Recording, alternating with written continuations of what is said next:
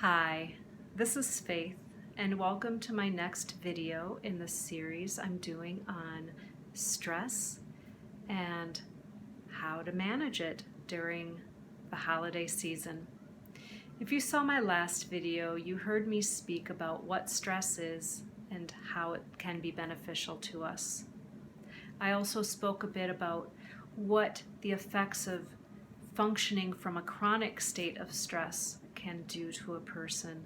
And I invited you to recognize some of your common stress responses. Today, I'd like to share with you just a few simple tips of things that you can do to manage stress when it arises in your life. The first is simple. We all do it naturally. It's something that we all depend upon for life, and that is simply to breathe. However, when we feel stressed, we may not take the full breath that we need to fill our bodies with the oxygen that we need to feel revitalized and refreshed, the oxygen that we need for our minds to function optimally. So I'd like to take this moment to just take a deep breath together, feeling your feet fully supported on the ground beneath you. If you're sitting, feeling your sits bones on the seat, and allowing your abdominal muscles to easily expand with your inhale, and then exhale until you need to inhale again.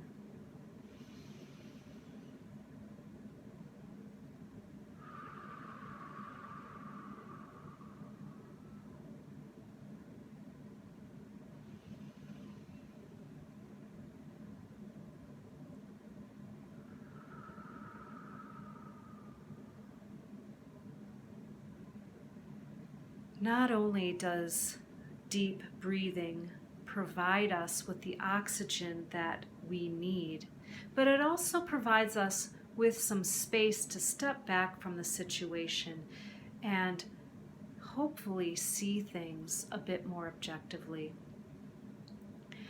Another thing that you can do to manage feelings of stress is simply to move. We spend so much time in our minds and just sitting that sometimes stress can manifest itself as stored energy in our bodies that need to be released. So you might want to dance, or you might want to go out for a brisk walk. You may want to run. You may want to sign up for some form of martial arts training if you're also feeling like having some extra release would be good for you in managing stress and underlying feelings of anger that you may feel. The last idea I'd like to share is more cognitively based, and that is asking yourself questions about the situation. Asking yourself questions in a non-judgmental way. For example, you may ask yourself, what can I learn from this experience? By reframing it as that experience as an opportunity for growth, you open yourself to the possibilities of new directions, new opportunities, being able to see the situation from a different perspective, one in which you're not necessarily a victim of the experience. Another question you may ask yourself is, what do I need right now? If you're someone who wants to be a people pleaser or has a tendency to take on too much because you don't want to disappoint people, you may lose track of what it is that you're needing in the moment or what it is that you're even feeling. So when you ask yourself a question like, what do I need right now? You open yourself to feeling underlying feelings that you may not recognize if you're racing around. You may open your mind to your unconscious thoughts wanting to make themselves conscious.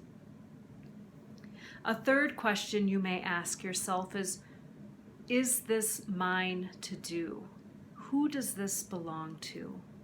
Again, if you're a people pleaser, you may tend to take on things that are not your responsibility to take on. And by asking yourself those questions, is this mine to do, or who does this belong to, you're able to step back a bit from the situation and discern whether or not this is something that requires you to resolve, or if it requires someone else taking responsibility and resolving the situation.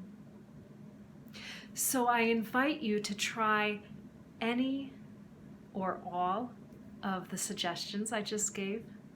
And in my next video, I'm going to share some ways in which music can be used to help you manage stress in your life. Until then, take care and sound well.